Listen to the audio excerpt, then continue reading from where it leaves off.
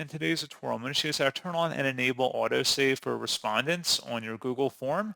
So this should hopefully be a pretty straightforward process here, guys. And without further ado, let's go ahead and jump straight into it. So all you have to do is open up your Google form and select the settings tab up at the top right. And then scrolling down, you want to expand underneath presentation where it says disable autosave for all respondents. You want to go ahead and click inside that oval to toggle to the left. You want to make sure that is turned off. You do not want to disable autosave, so make sure that is turned off and turned to the left here. And that is all you have to do.